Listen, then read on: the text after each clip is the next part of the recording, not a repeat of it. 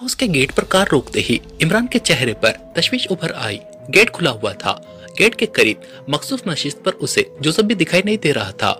हालांकि इमरान ने जोसेफ को इंतहाई सख्ती से इस बात का पाबंद कर रखा था कि वो इस तरह गेट खुला नहीं छोड़ा करे। रन हाउस सीक्रेट सर्विस का सेकंड हेडक्वार्टर था, जिसकी हिफाजत की तमाम तर जिम्मेदारी उसने जोसेफ के सुपुर्द कर रखी थी।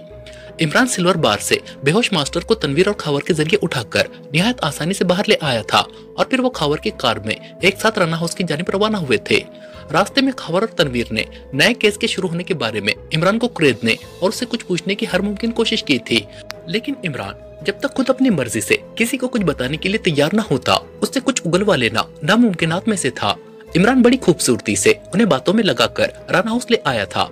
ओ ये क्या, ये राना हाउस का गेट क्यों खुला हुआ है और जोसेफ कहाँ है? खावर ने राना हाउस के खुले हुए गेट की जानिब देखते हुए इंतहाई हैरत भरे लहजे में कहा। इमरान ने उसकी बात का कोई जवाब न दिया और कार अंदर ले गया। पोर्च में उन्हें एक जगह सफदर पड़ा दिखाई दिया। उसे इस तरह बेहोशी के आलम में जमीन पर पड़ा देखकर खावर और तनवीर बौखलाकर जल्दी से कार से उतरे और दौड़ते हुए उसके पास चले गए। इमरान भी कार से उतरा और कदरे हैरानी और परेशानी के आलम में चारों तरफ देखने लगा। फिर उसने मुड़कर एक दीवार पर लगे हुए बटन को दबाकर गेट बंद कर दिया। सफदर को उठाकर अंदर ले जाओ, मैं मास्टर को ब्लैक रूम में पहुंचाकर आता हूँ, इमरान ने कहा। तनवीर और खावर ने सर हिलाकर सफदर को उठाया और उसे एक कमरे की तरफ ले गए, जबकि इमरान ने कार से मास्टर को निकाला और उसे उठाकर ब्लैक रूम की जानिब बढ़ता चला गया। मास्टर को ब्लैक रूम में उसने रॉड्स वाली कुर्सी पर जकड़ा और वहां से निकलकर सीधा उस कमरे में आ गया जहां तनवीर और खावर सफदर को ले गए थे। सफदर को वो दोनों होश दिला चुके थे। इमरान साहब, जोसेफ उस लड़की को ले गया है, इमरान को कमरे में दाखिल होते देखकर सफदर ने जल्दी से कहा। उसकी बात सुनकर इमरान बुरी तरह से चौंक उठा। क्या कहा? जोसेफ लड़की को ले गया है? कहाँ और क्यों? इमरान ने इंतहाई हैरत ज़दा लहजे में कहा। वो अब तक यही समझ रहा था कि सफदर जिस लड़की को राना हाउस लाया था उसने उनके खिलाफ कार्रवाई की होगी। उसने सफदर और जोसेफ की बेहतियाती की वजह से उन पर गलबा पा लिया होगा और सफदर की कार लेकर फरार हो गई होगी। फिर जोसेफ उसके पीछे लग गया होगा, मगर सफदर उसे अजीब ही कहानी सुना रहा था कि जोसेफ लड़की को ले गया है। जोसेफ का शायद दिमाग उलट गया था इमरान साहब। मैं उस लड़की को लेकर राना हाउस आया और जोसेफ से कहा कि उस लड़की को उठाकर ब्लैक रूम में ले जाए। पहले तो वो अच्छा भला मुझसे बातें कर रहा था और उसने मेरी बात भी मान ली थी। लड़की को उठाने के लिए वो जैसे ही कार की तरफ बढ़ा और उसकी नजरें लड़की के चेहरे पर पड़ी तो वो यूं चीखता हुआ पीछे हट गया जैसे लड़की ने यकलक पिस्टल निकालकर उस पर फायर कर दिया हो। ये कहकर सफदर एक लम्हे के लिए रुका, फिर जल्दी जल्दी वो उसे जोसेफ की गैर मामूली हरकत के बारे में बताने लगा, जिसे सुनकर तनवीर और खावर के चेहरे हैरत से बिगड़ते चले गए। हैरत है, शब्तार की औलाद को ये बैठे बिठाए क्या सूझ गई जो इस किस्म की हरकत कर बैठा? क्या कहा था उसने, जरा फिर से बताना, इमरान ने कहा। उसने कहा था कुछ भी हो जाए वो इस भयानक बदरू को कार से नहीं निकालेगा और उसे वो किसी अंधे कुएं में ले जाकर फेंक देगा। सफदर ने जोसेफ के अल्फाज दोहराते हुए कहा। क्या मतलब हुआ इस बात का? लड़की में आखिर उसे ऐसी कौन सी खास बात नजर आ गई थी जिसे वो भयानक बदरू कह रहा था? इमरान ने सोचते हुए अंदाज में कहा। कुछ भी हो, इमरान ने ख्वामखा उस काले देव को अपने सर पर चढ़ा रखा है। आज उसने सफदर पर हाथ उठाया है, कल वो कुछ भी कर सकता है। अगर मैं सफदर की जगह होता तो उसे गोली मार देता, तनवीर ने गुस्से लहजे में कहा। ठीक है, अब वो आएगा तो मैं उसे उतार कर तुम्हें अपने सर पर चढ़ा लूंगा, लेकिन तुम्हें मेरे साथ वादा करना होगा कि मेरे सर पर चढ़कर तुम फिसलोगे नहीं, क्योंकि तुम फिसल गए तो लामाला अपने हाथ पैर तोड़वा बैठोगे। हाथ पैर तोड़वा कर तुम मेरी होने वाली बीवी के वो फराइज सर अंजाम नहीं दे सकोगे जो ऐन रुखसती के वक्त एक भाई की जिम्मेदारी होती है, इमरान ने कहा। उसकी बात सुनकर सफदर और खावर के लबों पर मुस्कुराहट आ गई, जबकि तनवीर का चेहरा गुस्से से सुर्ख हो गया। वो इमरान के इस जुबानी जुमले का मतलब अच्छी तरह से समझ गया था। अपनी औकात में रहा करो इमरान, ऐसा ना हो किसी दिन सचमुच मेरे हाथों अपनी गर्दन तोड़वा बैठो, तनवीर कुर्राया। ये बात जूलिया के सामने कहना, तब वो तुम्हें बताएगी कि तुम मेरी गर्दन तोड़ भी सकते हो या नहीं, इमरान ने कहा। उसकी बात सुनकर सफदर और खावर खिलखिलाकर हंस पड़े, जबकि तनवीर तिलमिलाकर रह गया। उसने गुस्से से कुछ कहने के लिए मुंह खोला, फिर सख्ती से भींच लिया। शायद उसे एहसास हो गया था कि वो अगर इसी तरह तिलमिलाता रहा तो इमरान उसे तिगनी का नाच नचाकर रख देगा। उसकी बातों से जीतना किसी के बस की बात न थी। इमरान साहब, उस लड़की के सिलसिले में क्या किया जाए? जोसेफ न जाने उसे कहाँ ले गया होगा। खावर ने जल्दी से बात का मौजू बदलते हुए कहा। शब्तार की औलाद को लगता है वो लड़की जरूरत से ज्यादा पसंद आ गई है। सफदर को बेवकूफ बनाकर वो उसे अफ्रीकी तर्ज पर शादी करने के लिए साथ ले गया होगा। अब किसी काले खंडरात में रंबा संबा का राग अलाप कर और लड़की के गिर्द नाच नाच कर उसे शादी के लिए रजामंद कर रहा होगा, इमरान ने मुंह बनाते हुए कहा। लेकिन इमरान साहब, ये कैसे मुमकिन है? जोसेफ कम अज कम इस हद तक नहीं जा सकता, आप सोच भी नहीं सकते। मैंने उस वक्त जोसेफ के चेहरे पर इस कदर खौफ और डर देखा था जिसे मैं लफ्जों में बयान नहीं कर सकता। जोसेफ जैसे इंसान को इस कदर हिरासा और डरा हुआ मैंने पहले कभी नहीं देखा था। सफदर ने कहा, इसीलिए तो वो तुम्हें बेहोश करके लड़की को ले जाने में कामयाब हो गया। इमरान ने तंजिया लहजे में कहा और सफदर शर्मिंदा सा हो गया। इमरान साहब, जोसेफ एक तो आपका साथी था, दूसरे मैं कभी ख्वाब में भी नहीं सोच सकता था कि वो मुझ पर हमला कर सकता है, इसलिए मैं नादानिस्तगी में मार खा गया। वरना, सफदर ने अपनी सफाई में बात बनाते हुए कहा, वरना क्या? इमरान ने पहले से ज्यादा मुंह बनाकर कहा, वरना वो आसानी से यहाँ से लड़की को ले जाने में कभी कामयाब ना होता। सफदर ने होंठ बीच कर कहा और इमरान सर झटक कर रह गया। मेरा ख्याल है हमें जोसेफ और लड़की की तलाश में निकलना चाहिए।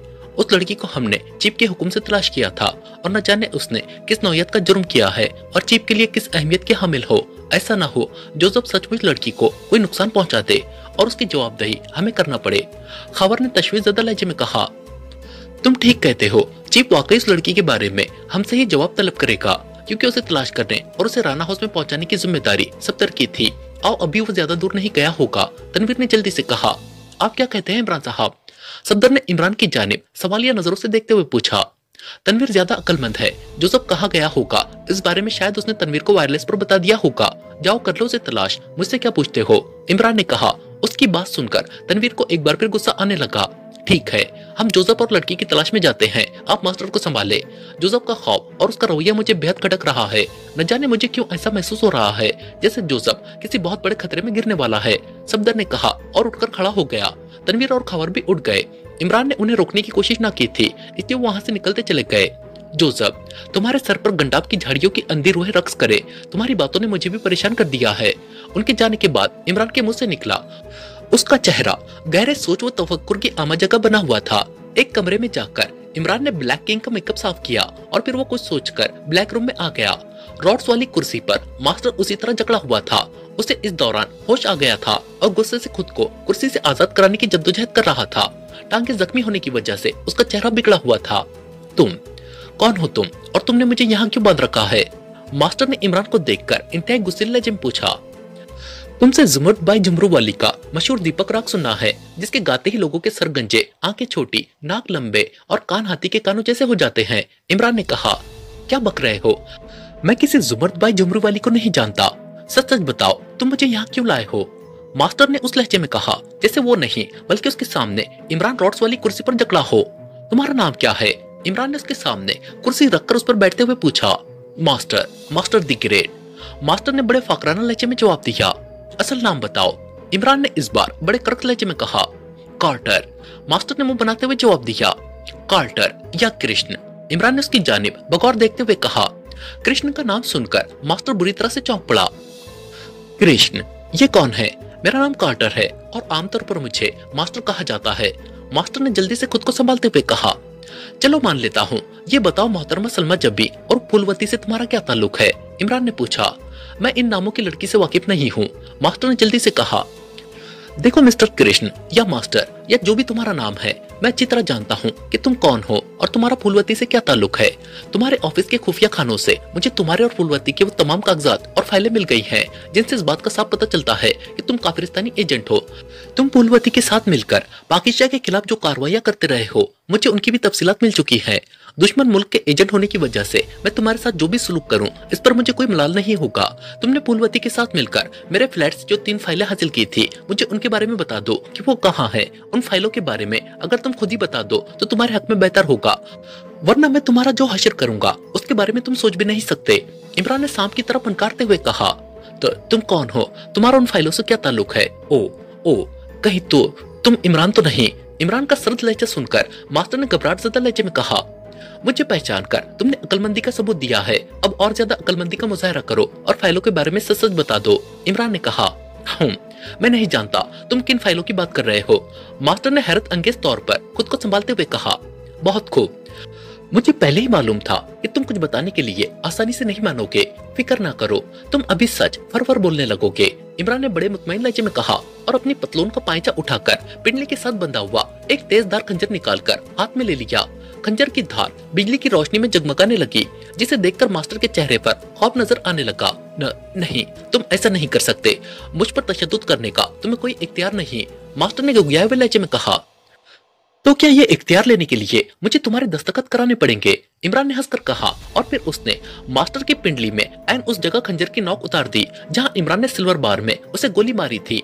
मास्टर के हलक से दर्दनाक चीख निकल गई।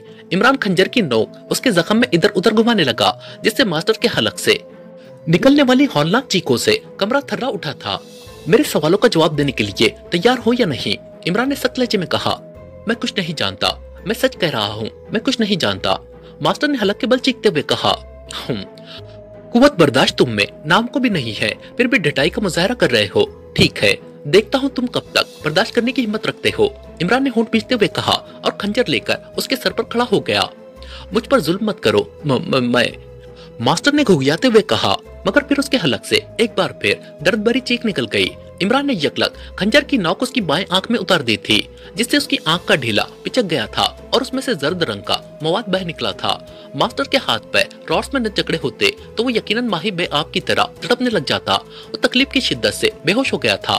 इमरान ने बड़े इत्मीनान से उसकी आंख से खंजर निकाल लिया और फिर खंजर बाएं हाथ में मुंतकिल करके मास्टर के चेहरे पर जोर जोर से थप्पड़ मारने लगा। चंद ही लम्हों में मास्टर चीखता हुआ होश में आ गया। तुम ब्लडी डेविल, मास्टर ने होश में आते ही चीख कर कहा। इमरान ने खंजर वाला हाथ घुमाया। इस बार मास्टर की नाक आधी से ज्यादा कटकर दूर जा गिरी थी और खून फव्वारे की तरह उबल पड़ा था और मास्टर एक बार फिर चीख उठा। इमरान ने इंतहा बेरहमी से खंजर का एक और वार करके उसका बायां गाल दो हिस्सों में काट दिया। मास्टर का चेहरा लहू लहान हो गया था और उसकी दर्दनाक चीखें कमरे की छत उड़ाने लगी थी। इमरान ने खंजर उठाकर उसके दाएं गाल का भी वही हशर करना चाहा जो उसने बाएं गाल का किया था कि मास्टर हलक के बल चीख उठा। रुक जाओ, फॉर गॉड सेक रुक जाओ, तुम इंतहाई जालिम आदमी हो, मैं तुम्हें सब कुछ बता दूंगा, उसने चीखते हुए कहा। अब आए हो लाइन पर, इमरान ने मुस्कुराते हुए कहा। मैं तुम्हें सब कुछ बता दूंगा, लेकिन क्या तुम वादा करते हो कि उसके बाद तुम मुझे जिंदा छोड़ दोगे? मास्टर ने इमरान की जानिब इकलौती आंख से देखते हुए सहमे हुए लहजे में कहा। मैं इस वादे के लिए पाबंद नहीं हूँ, इमरान ने गुर्राते हुए कहा। मुझे यकीन है कि तुम मेरे सच बताने पर मुझे नहीं मारोगे, उसने कहा। बस अब शुरू हो जाओ, मुझे तुम जैसे घटिया मुजरिमों पर वक्त जाया करने का कोई शौक नहीं है, इमरान ने बड़े सपाट लहजे में कहा। पानी, मुझे एक गिलास पानी पिला दो, फिर मैं तुम्हारे तमाम सवालों के जवाब दे दूंगा, मास्टर ने कराहते हुए कहा। पहले मेरे सवालों के जवाब दो, फिर कहोगे तो मैं तुम्हें शराब भी पिला दूंगा, इमरान ने कहा। शराब? ठीक है, पूछो क्या पूछना चाहते हो। शराब का सुनकर मास्टर ने खून आलूद होठों पर जुबान फेरते हुए कहा। तुम्हारा ताल्लुक काफिरिस्तान की किस तंजीम से है? इमरान ने पूछा। Black circle. मेरा ताल्लुक ब्लैक सर्कल से है, मास्टर ने जवाब दिया। वो लड़की जिसके जरिए तुमने मेरे फ्लैट से फाइलें चोरी कराई थी, उन फाइलों के हुसूल का असल मकसद क्या था और वो लड़की कौन थी? इमरान ने पूछा। उसका असल नाम फूलवती है, पाकिस्तान में उसका नाम सलमा जबी है। उसे मेरे हुक्म से एक फाइल हासिल करना थी, काफिरिस्तान में पाकिस्तान फॉरेन सीक्रेट एजेंट्स की फाइल। बाकी दो फाइलें वो ऐसे ही उनकी अहमियत के पेश नजर उठा लाई थी, मास्टर ने जवाब दिया। कहाँ है वो फाइलें? इमरान ने पुरख्याल अंदाज में सर हिलाते हुए पूछा। फूलवती ने उन फाइलों की माइक्रोफिल्म बना ली थी और उन फाइलों को जला डाला था, मास्टर ने कहा। माइक्रोफिल्म पर इमरान चौंक पड़ा। उसने मास्टर के ऑफिस की तलाशी के दौरान उसकी मेज की दराज से जो माइक्रोफिल्म निकाली थी वो अभी तक उसकी जेब में थी। उसने जेब से माइक्रोफिल्म निकाली। क्या यही है वो माइक्रोफिल्म? इमरान ने फिल्म उसकी आंखों के सामने लहराते हुए कहा। ओ, तो ये फिल्म भी तुम्हारे हाथ लग गई है? हाँ, यही है वो फिल्म, मास्टर ने होंठ भींचते हुए जवाब दिया। इमरान के जालिमाना तशद्दुद ने उसके सारे कस्बल निकाल दिए थे और खंजर भी बदस्तूर इमरान के हाथ में था, इसलिए वो इमरान की बातों का बड़ी शराफत और सच्चाई से जवाब दे रहा था। क्या तुम्हें यकीन है कि फूलवती ने फिल्म बनाने के बाद फाइलों को जला डाला था? इमरान ने बगौर उसकी आंखों में झांकते हुए पूछा। मैं वसूख से नहीं कह सकता, उसने ये बात कही थी तो सच ही होगा, मास्टर ने कराहकर जवाब दिया। खून बदस्तूर उसके जख्मों से रिस रहा था, जिसकी वजह से उस पर शदीद नकाहत तारी होती जा रही थी। फूलवती भी तुम्हारी तरह मेरी कैद में है, क्या सच है और क्या झूठ मैं उससे खुद तस्दीक कर लूंगा। तुम मुझे फूलवती के मुतालिक बताओ, वो असल में कौन है और उसका हुदूद अरबा क्या है? मेरा मतलब है वो किन पुरअसरार कुव्वतों की मालिका है? इमरान ने पूछा। क्या फूलवती तुम्हारे कब्जे में है और तुम्हें उसकी पुरअसरार कुव्वतों का भी इल्म है? मास्टर ने बुरी तरह से चौंकते हुए कहा। मेरे पास उसकी तस्वीर है, उस तस्वीर में उसकी आंखें नुमाया है और उसकी आंखों की चमक इस बात का वाज़ेह सबूत है कि वो पुरअसरार कुव्वतों की मालिका है। उसकी पुरअसरार कुव्वतें किस नौयत की हैं, मैं उनकी तफसील जानना चाहता हूँ, इमरान ने वजाहत करते हुए कहा। फूलवती मुकद्दस महाप्रभु जाशाल की कनीज है। उसने कई बरस संबाला के जंगलों में जाशाल की खिदमत की थी। जाशाल ने उसकी खिदमत से खुश होकर उसे कई पुरअसरार उलूम सिखा दिए थे। उन पुरअसरार उलूम से काम लेकर वो बड़े बड़े कारनामे सर अंजाम देती है। वो अपने गिर्द ऐसा हाला कायम कर लेती है कि सबके सामने होते हुए भी कोई उसे देख नहीं सकता। दूसरों को मफलूज करना, उनसे अपनी मर्जी के काम लेना, पुरअसरार बदरूहों को हाजिर करना और उनसे मालूमात हासिल करना और उनके जरिए किसी को भी खतरनाक और नाकाबिल इलाज बीमारियों में मुब्तला करना उसके बाएं हाथ का खेल है। मास्टर ने बड़े फाकराना लहजे में फूलवती की तारीफ करते हुए कहा, और ये जाशाल कौन है? इमरान ने होंठ भींचकर पूछा तो जवाब में मास्टर जाशाल के मुतालिक इमरान को तफसील बताने लगा, जिसे सुनकर इमरान के चेहरे पर शदीद हैरत तारी होती चली गई। ओ, ये जाशाल तो कोई खतरनाक शैतान मालूम होता है। हैरत है, उसके मुतालिक मुझे आज तक पता क्यों नहीं चला। हालांकि आम जासूसी केसों के साथ मैं इस जैसे शैतानी जरियत का भी अक्सर वो पेशतर मुकाबला करता रहता हूँ। इमरान ने हैरत से बड़बड़ाते हुए कहा, जाशाल की ताकत लाजवाल है। उसकी ताकतों और उसके बारे में जानना तुम जैसे आम इंसानों की बस की बात नहीं है। मास्टर ने पुरगुरूर लहजे में कहा, फूलवती अगर इतनी ही पुरअसरार और खतरनाक ताकतों की मालिका है तो फिर वो तुम्हारी मातहती में क्यों काम कर रही है? अपनी ताकतों से तो वो कोई अपनी नई तंजीम भी बना सकती थी, बल्कि उसे तंजीम बनाने की भी क्या जरूरत थी? अपनी जात में वो खुद ही एक बहुत बड़ी तंजीम है, फिर उसका तुम्हारी मातहती में काम करना मेरी समझ में नहीं आया। इमरान ने उलझे हुए लहजे में कहा। जवाब में मास्टर ने उसे बता दिया कि फूलवती उसकी मातहती में क्यों काम करने पर मजबूर है। ओ, इसका मतलब है शब्द दिजोर में पैदा होने वाले काले देव ने उस फूलवती को पहचानने में गलती नहीं की है। इमरान ने बड़बड़ाते हुए कहा, शब्द दिजोर, काला देव, क्या मतलब? मास्टर ने चौंक कर पूछा। इमरान उसकी बात का मजाहिया सा जवाब देना चाहता था, मगर मास्टर से फूलवती के सिफली उलूम का सुनकर वो किसी कदर मुतफक्किर हो गया था। और सफदर के कहने के मुताबिक जिस तरह जोसेफ उस लड़की का चेहरा देखकर खौफजदा हुआ था, ये वाकई इंतहाई परेशान कुन और हैरत में डाल देने वाली बात थी। इसलिए इमरान को भी वाकई एहसास होने लगा था कि जोसेफ इस वक्त शदीद खतरे में है, ऐसे खतरे में जिसको अभी कोई नाम नहीं दिया जा सकता था। अच्छा ये बताओ, फूलवती जजीरा कराट में किस लिए जा रही थी? उस वीरान और सुनसान जजीरे में उसे ऐसा कौन सा काम था जिसके लिए वो स्पेशल हेलीकॉप्टर हायर करके जजीरा कराट जा रही थी? इमरान ने कहा, जजीरा करार, मैं इस बात से बिल्कुल बेखबर हूँ। हाँ, इतना जरूर है कि जाशाल ने मुझे कॉल किया था कि वो फूलवती से कोई जरूरी बात करना चाहता है। जाशाल ने फूलवती से क्या बात की थी और उसे क्या अहकाम दिए थे, उसके बारे में मैं कुछ नहीं जानता। अलबत्ता उसके लिए न्यूज रिपोर्टर के कागजात मैंने तैयार कराए थे और उसके लिए एक हेलीकॉप्टर भी हायर किया था। वहाँ वो क्या करना चाहती थी मैं नहीं जानता, मास्टर ने जवाब दिया। इमरान ने महसूस किया कि वो वाकई सच बोल रहा है। उसने मास्टर से अपने मतलब के कुछ और सवाल किए और फिर उसने अचानक खंजर वाला हाथ फिजा में लहराया और फिर ब्लैक रूम एक कर्बनाक चीख से गूंज उठा। खंजर मास्टर के सीने में ऐन दिल के मुकाम पर दस्ते तक घुसता चला गया। मास्टर ने एक जोरदार झुरझुरी ली और यकलक दम तोड़ दिया। मास्टर के मरने का इत्मीनान करके इमरान ने कुर्सी के पीछे आकर उसके मखसूस बटन दबाए तो रॉड्स खुद ब खुद हटते चले गए। इमरान ने मास्टर की लाश उठाई और उसे ले जाकर बर्की भट्टी में डाल दिया। उसके बाद वो इत्मीनान से हाथ झाड़ता हुआ बाहर आ गया। मास्टर के खून से लथड़े हुए हाथ धोकर राना हाउस के उगबे हिस्से में आकर उसने इमरजेंसी के तौर पर इस्तेमाल होने वाली एक कार निकाली और उसे लेकर राना हाउस से बाहर आ गया। मास्टर की बताई हुई बातों ने उसे जहनी तौर पर उलझा कर रख दिया था। गो के उसे फ्लैट से गायब होने वाली तीनों फाइलों की माइक्रोफिल्म मिल गई थी, लेकिन अभी बहरहाल ये कंफर्म नहीं था कि आया फूलवती ने वाकई फिल्म बनाने के बाद उन फाइलों को जला दिया है या वो अभी तक उसके कब्जे में थी। ये बात अब फूलवती से ही मालूम हो सकती थी, जिसे जोसेफ भयानक बदरू कहकर उसे किसी अंधे कुएं में फेंकने के लिए ले गया था। अपने तौर पर तनवीर सफदर और खबर उन दोनों की तलाश में जा चुके थे, लेकिन अब सूरत हाल खासी मखदूश हो चुकी थी। इसलिए इमरान जोसेफ और फूलवती की तलाश में सारी टीम को लगा देना चाहता था। इसलिए वो वापस दानिश मंजिल की जानिब जा रहा था।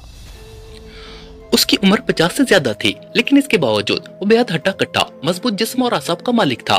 सर और दाढ़ी के मूंछों के बाल रात की स्याही की तरह काले थे, जिनमें इतनी उम्र होने के बावजूद चांदी का एक तार भी नमूदार न हुआ था। देव कामत जिस्म के मालिक का चेहरा खवासत और शैतानियत से भरपूर था, जो उसकी सफाकी, दरिंदगी और बेरहमी का मुंह बोलता सबूत था। उसके बाल बेतहाशा लंबे और छोटी छोटी चुटियों में बंधे उसके चेहरे पर लड़ियों की तरह पड़े हुए थे। आंखें सुर्ख और अंगारों की तरह दहकती दिखाई दे रही थी। उसने गले में हड्डियों और सिया मोतियों की मालाएं पहन रखी थी। उसके निचले जिस्म पर बड़े घेरे वाली मटियाली शलवार थी, जबकि ऊपरी बदन पर रहना था। ये जाशाल था, जिसे काफिरिस्तान में किसी बड़े और ताकतवर देवता की सी हैसियत से माना जाता था। जाशाल ने काफिरिस्तान से दूर संबाला नामी जंगल में अपनी एक अलग दुनिया आबाद कर रखी थी। हजारों लोग उसके गुलाम थे और आसमानी अवतार समझकर उसके सामने सर झुकाते थे। जाशाल चाहता तो उस जंगल में अपने लिए पुराने जमाने के शहंशाहों महाराजाओं की तरह एक शानदार महल रातों रात खड़ा करा सकता था, मगर वो एक शैतान सिफत इंसान था। महल ना होने के बावजूद वो संभाला जंगल में महाराजों की तरह जिंदगी बसर कर रहा था। बड़े से बड़ा सरकारी मिनिस्टर उसकी मुट्ठी में था, जिनसे अपने मतलब और अपनी मर्जी का काम लेना उसके लिए कोई मसला ही नहीं था। इस वक्त उसे काफिरिस्तान की नाक समझा जाता था। वो सिफली उलूम में ऐसी ऐसी खौफनाक और पुरअसरार ताकतों के हसूल में लगा हुआ था, जिनकी मदद से वो वक्त आने पर पूरी दुनिया पर अपना तसल्लुत जमा सकता था। पाकिस्तान जैसे मुल्क को निस्तो नाबूद करना उसके बाएं हाथ का काम था, लेकिन वो अभी किसी मुल्क के खिलाफ अपनी ताकत इस्तेमाल करके खुद को कमजोर नहीं करना चाहता था। अपनी तमाम ताकतों को मुजस्सिम करके वो शैतानी जरियत की एक बहुत बड़ी ताकत, जिसे शंकारा कहा जाता है, हासिल करना चाहता था। उसके मुताबिक शंकारा एक ऐसी बदरू का नाम था जिसने हजारों साल कबल अपनी शैतानी ताकतों के बलबूते पर सारी दुनिया को हिला कर रख दिया था। लाखों लोग उसके गुलाम थे। वो हर तरफ शैतान की शैतानियत का प्रचार करती थी। जादू और सिफली उलूम में उसका हम पल्ला कोई न था। उसने अपनी रूह को शैतान के कब्जे में दे रखा था, जिसकी वजह से उसे तवील और कभी न खत्म होने वाली जिंदगी मिली हुई थी। मगर फिर उससे एक भूल हो गई। शैतान का काम इंसानों को वर्गलाना, उनको तबाह करना, उन्हें राह रास्त से हटाना और जुल्म और बर्बरियत की तरफ रागिब करने का था। उसके पास दिल नाम की कोई चीज न थी जिसमें मोहब्बत, रहम और हमदर्दी की गुंजाइश होती है। इंसान, हैवान और जिन्नात पर भी रहम करना शैतान के जुमरे में नहीं था। यही गलती शंकारा कर बैठी। उसे मच्छरों की एक बस्ती की एक औरत पर तरस आ गया था, जिसका एक नन्हा बच्चा दरिया में कश्ती के डूब जाने से गिर पड़ा था। शंकारा ने अपनी ताकतों से उस डूबते हुए बच्चे को दरिया से निकालकर उस औरत के हवाले कर दिया था। उसकी इस रहमदिलाना हरकत पर शैतान को उस पर शदीद तैश आ गया था। उसने उसी वक्त शंकारा के जिस्म को जलाकर राख कर दिया और उसकी रूह को एक सियाह मूर्ति में कैद करके उसे घने जंगलात से दूर ऊंचे ऊंचे पहाड़ों के नीचे दफन कर दिया। जमीन की तबाहकारियां अजल से होती आई हैं और अब तक जारी रहेंगी। खौफनाक ज़लज़लों से जमीन में धंसे हुए करोड़ों नवादरात जिस तरह बाहर आ जाते हैं, उसी तरह शंकारा की सियाह मूर्ति भी जमीन से निकल आई और फिर पहाड़ों की खुदाई और उनमें बनाई जाने वाली सुरंगों में शंकारा की मूर्ति उन इंसानों के हाथ लग गई। उस मूर्ति की बनावट और उसकी सियाह रंगत में हीरो जैसी चमक मौजूद थी, जिससे वो इंसानों के दिलों में गहराई तक उतर जाती थी। उस सियाह मूर्ति पर चूंकि शैतान का साया था और उस मूर्ति को खुद शैतान ने बनाया था, इसलिए वो इंसानों के लिए सख्त नहुसत का बास बन गई थी। उस मूर्ति के हुसूल के लिए इंसान एक दूसरे के दुश्मन होने लगे, इंसानी सर कटने लगे, तख्त व ताज पर दाव लगने लगे और बड़े बड़े आमिलों, पुरअसरार कुव्वतों के मालिक और सिफली उलूम पर कुदरत रखने वाले शैतानों में जंग छिड़ गई। शंकारा की सियाह मूर्ति जिस किसी के हाथ लगती, वहाँ हर तरफ मौत के मुहिब साए रक्स करने लगते। हर तरफ खौफ व हिरास छा जाता, आग और खून का तूफान उठता और कटे हुए इंसानी आज़ा के अंबार लग जाते थे। शैतानी जरियत के हामिल अफराद पर आहिस्ता आहिस्ता इस बात का इंकशाफ होता चला गया कि शंकारा की सियाह मूर्ति किस कदर मनूस और इंसान के लिए किस कदर तबाहकुन है, जिसका इंसानी दुनिया में रहना इंसानियत के लिए मौत और बर्बादी के सिवा कोई मसरफ नहीं हो सकता था। उस वक्त तक शंकारा की रूह को सियाह मूर्ति से निकालने और उस पर अपना कब्जा करने के राज से कोई भी आगा न था। इसलिए उस मूर्ति को उस दौर के सबसे बड़े शैतानी इलाके यानी अफ्रीका के जंगली कबाइल के हवाले कर दिया गया। उन कबाइल के वहियों ने शंकारा की रूह को सियाह मूर्ति से निकालने और उस पर कब्जा करने का राज जान लिया। शंकारा को जिंदा करने के लिए उन्होंने एक मरने वाली नौजवान लड़की के जिस्म को महफूज कर लिया और उस पर शैतानी उलूम का जाप करने लगे। सियाफाम लड़की का जिस्म महफूज रखने और उसे फना होने से बचाने के लिए उन्होंने हजारों जड़ी बूटियों का भी सहारा लिया था। उस जिस्म में इतनी ताकत पैदा करने कि वो शंकारा की रूह को उसमें महफूज रख सके, इसके लिए उन्हें बरसों जाप करना पड़ा था। मगर फिर वो इंसानी जिस्म खौफनाक ज़लज़ले आने की वजह से एक गार में दफन हो गया। इस तरह उन कबाइलियों की बरसों की रियाजत अकारत हो गई थी। इसके बाद उन्होंने किसी दूसरी लड़की पर वही जाप करने और उसमें शंकारा की रूह डालकर उसे जिंदा करने की हर मुमकिन कोशिशें की, लेकिन वो इंसानी जिस्म या तो गल सड़ जाता या फिर उस पर हशरातुल अर्ज चिमट कर उसे चट कर जाते। सदियों तक एक नया इंसानी जिस्म बनाने, उसमें शंकारा की रूह डालने की वहाँ कोशिशें की जाती रहीं, मगर उनसे न जाने कहाँ और किस मुकाम पर गलती हो जाती थी या कोई कमी रह जाती थी कि वो किसी तरह उस इंसानी जिस्म को महफूज रख ही न पाते थे। शंकारा की मूर्ति को उन कबाइलियों ने बाहिफाजत एक गार में रख लिया था, जिसकी हिफाजत बड़े बड़े ताकतवर वहशी करते थे। आहिस्ता आहिस्ता उन सब के जहनों से शंकारा की रूह को किसी इंसानी जिस्म में डालकर जिंदा करने का ख्याल मिटता चला गया। अब उनके लिए शंकारा की सियाह मूर्ति मुकद्दस देवी की हैसियत इख्तियार कर चुकी थी, जिसकी वो सिर्फ पूजा करते थे और उसकी बरसों से किसी मुकद्दस गार में हिफाजत कर रहे थे। जाशाल सिफली उलूम में इंतहा का दर्जा हासिल कर चुका था। सैकड़ों शैतानी बदरूहें उसके ताबे थी, जिन्होंने उसे शंकारा की हैसियत और उसकी साबिका जिंदगी के पस मंजर से आगाह किया था उन बदरूहों ने जाशाल को यह भी बता दिया था कि जंगली कबाइल के एक बहुत बड़े आमिल, जिसे शालाक कहा जाता था, ने जिस लड़की का जिस्म जंगली जड़ी बूटियों और अपने पुरअसरार उलूम से महफूज किया था और जो जमीनी आफत का शिकार होकर एक पहाड़ के गार में दफन हो गया था, वो उस जगह सैकड़ों बरस गुजर जाने के बावजूद अभी तक अपनी असली हालत में महफूज है, जो ना ही साल खुर्दा हुआ है और ना ही उस पर कभी हजरातुल अर्द ने हमला किया है। अगर उस जिस्म को निकालकर उस पर एक खास अमल किया जाए और शंकारा की सिया मूर्ति पर किसी इंसान के खून के चंद कतरे गिराकर उसमें से उसकी रूह निकाल ली जाए, तो उस रूह को सदियों पुराने महफूज इंसानी लड़की के जिस्म में डालकर उसे फिर से जिंदा किया जा सकता था। शंकारा की रूह जब उस बरसों पुराने इंसानी लड़की के जिस्म में दाखिल कर दी जाए तो उस पर सिफली उलूम और एक खास पूजा करके उसको अपने ताबे किया जा सकता था।